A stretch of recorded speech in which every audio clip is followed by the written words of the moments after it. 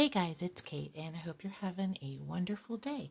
I am here with my Mei Liang palette and a brand new watercolor spiral journal thing. It's Canson, 140 pounds. I wanted to put together kind of a swatch library, and I thought it would be nice to have just to kind of get to know my colors and mixing recipes and all of that. So I thought it would be kind of fun to do. And I'm going to start with this palette because I have this handy little plastic insert here that has all of the pigment information on it. And so, when you're thinking of mixing colors and you think of your primaries, red, yellow, blue, well, there's tons of shades of red, yellow, and blue. And something that I have always been comfortable doing is just kind of mixing together different colors and not really thinking about, well, what if I want to do that again? How do I create a certain color that I really like? And so if you are in the mood for some relaxing swatching, then keep on watching, and we're going to do some swatches in this book, and I'm going to kind of dedicate this to swatching. So what I'm going to do is flip to the first page, and I'm going to pick 3 primaries, and they don't have to be your classic primaries. But what I wanted to do is pick one of my reds, one of my yellows, and one of my blues from this palette. So what I'm going to do is choose Scarlet, and I'm going to write the information into my little swatch journal here. So I am working on the Mei Liang palette. And my first color is going to be Scarlet. And that pigment is PR123. And the nice thing about noting your pigments is that if you know which pigment you're using for your color and you have a different brand that you're working with, if it is that same pigment, it's going to be a similar shade depending on the concentration of your pigment in your paint. So that'll be my red. My yellow, I am going to do yellow ochre. It's one of my favorite yellows. And that pigment in this palette is PY42.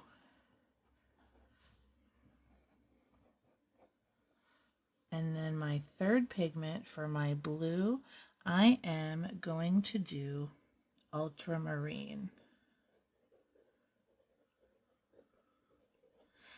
which is PB29. And just so you know, the PRPYPB, this R stands for red, Y is yellow, B is blue. And you can look up these pigments and it should be pretty uniform. Now, I'm still learning about pigments myself, so I don't have all the information, but this is sort of the start of my journey to get to know these. Okay, so I'm working with my quill brush that I recently got from Hobby Lobby. So my Scarlet is right here, my Ultramarine is right here, and my yellow ochre is right here. So what I'm going to do first is just dip into the Scarlet, just plain right out of the palette.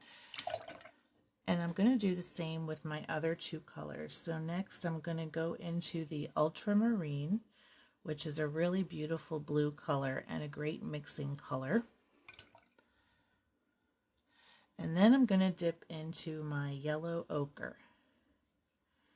And that is a really nice earthy yellow. So I'm going to start with these 3 squares. Now, what I'm going to do is start with the Scarlet and mix it in my tray here. I'm going to get a decent mix, not too much. And so this will be my first part of my swatch. Now what I'm going to do is get just a little bit of the yellow ochre, and I'm going to swatch that so we can see what it looks like with just a little bit of yellow added. And then I'm going to add a little more yellow ochre, and we'll see how it changes over time. Some more yellow.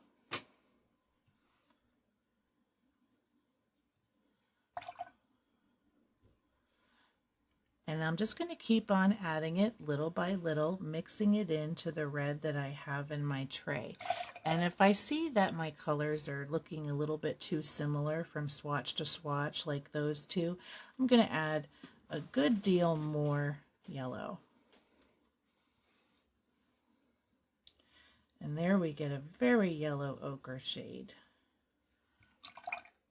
Now what I might do from here is just get a touch of blue, and that is the Ultramarine. Now Ultramarine is really strong, so you can start with just a little bit.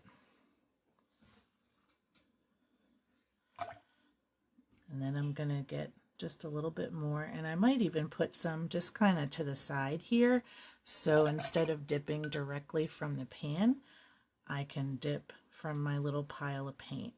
So there is some more Ultramarine.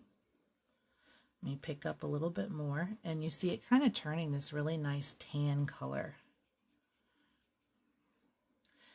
Pick up a little bit more of it. And now we're veering toward the gray.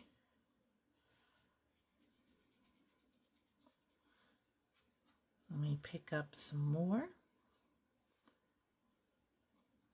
I will go into the pan this time and get that.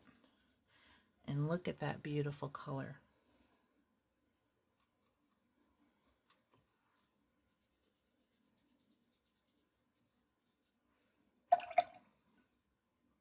Now what if I want to add a little bit more red back in? Now I'm getting into some purples, which are really beautiful. Let me move my book back up a little bit and keep on adding that red to the mix. And you can see how we're getting this whole range of just really beautiful colors. Let me go back some more red.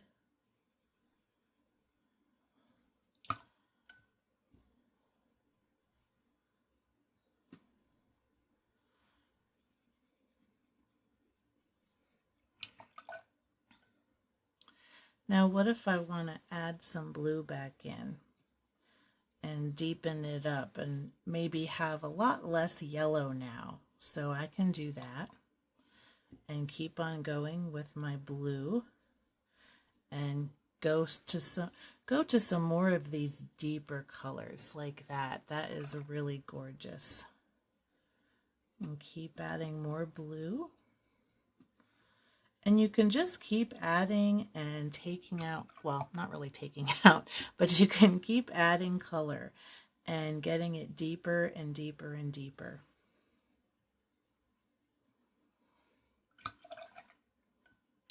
Now what if I want to do some yellow into that? Well, here we get a really nice gray color.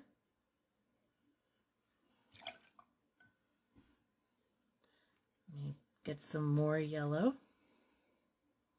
And now we're getting those blues and yellows mixed. So you're starting to see a little bit more of a greenish color coming out.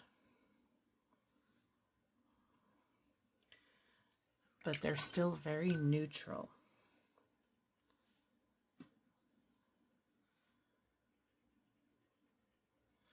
And we're getting a really beautiful range of colors here, even though we're only using 3.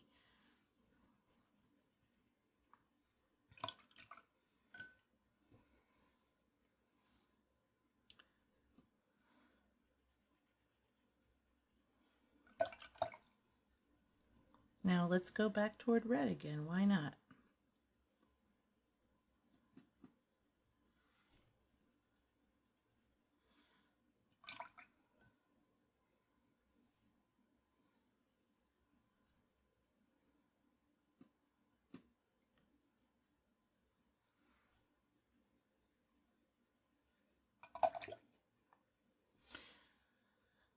And you just keep going through.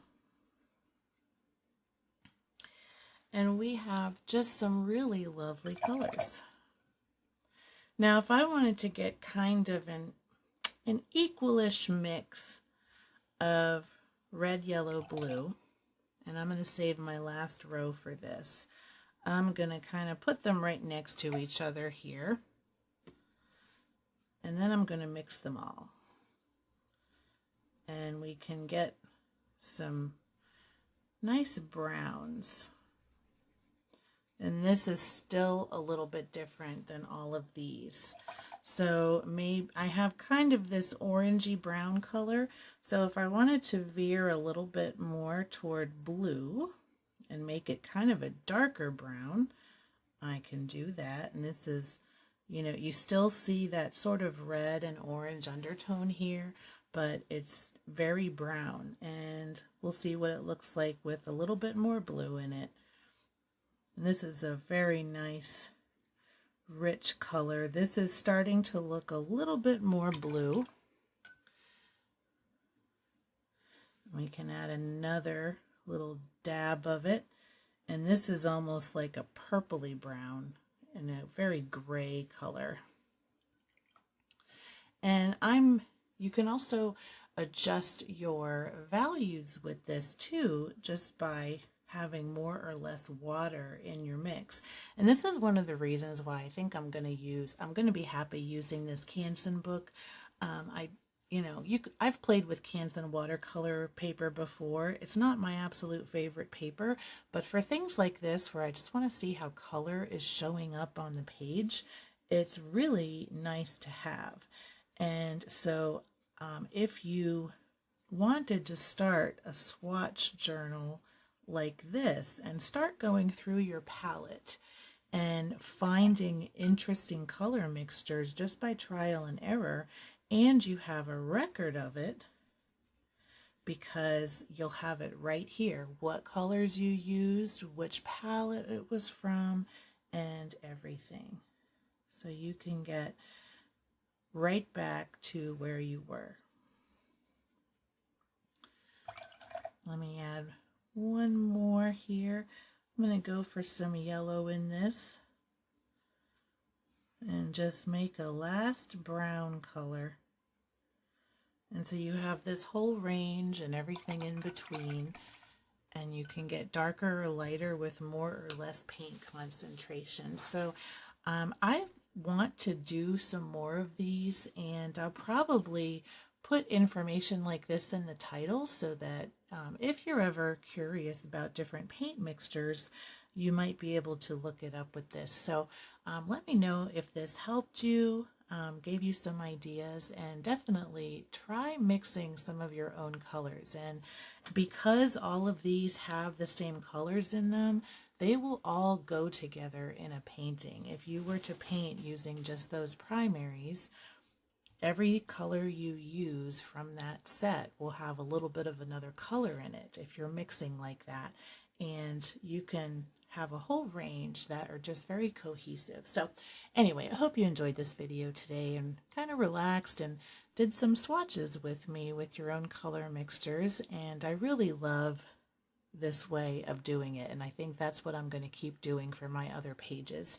And I might even separate a few pages for each palette that I have, because I have the Mei Liang palette, but I've also got, I've got the Marie's Masters, I've got the Komorebi, I've got the Kuretake now. So we're just gonna make our little mixing recipes here, and it should be a lot of fun. So anyway, have a great day, and until next time, keep creating.